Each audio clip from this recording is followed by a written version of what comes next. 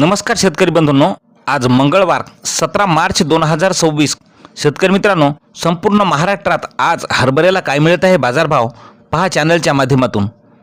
मित्रांनो, पण सबस्क्राइब चॅनलला केले नसेल तर चॅनलला सबस्क्राइब करा, जेणेकरून असे दररोजचे बाजारभावाचे व्हिडिओ आपल्याला पाहायला मिळतील। पहिली बाजार समिती आहे जळगाव मसावत। आवक आलेली आहे हरभऱ्याला 168 क्विंटलची।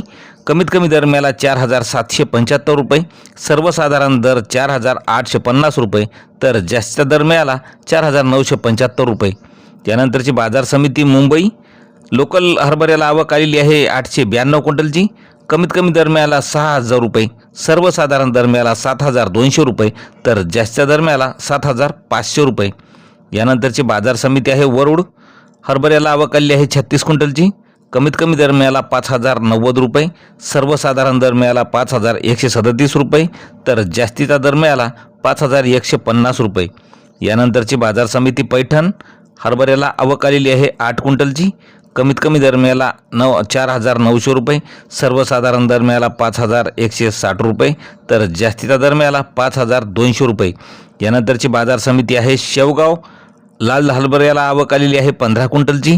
कमीत कमी दर मिळाला 4850 रुपये, सर्वसाधारण दर मिळाला 5000 रुपये, तर जास्तीचा दर मिळाला 5000 रुपये।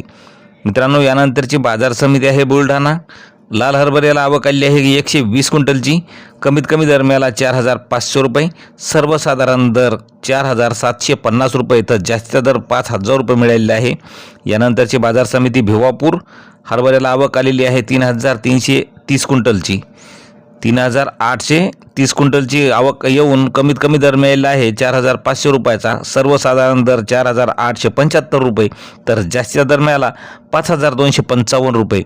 यानंतरची बाजार समिती आहे कर्जत।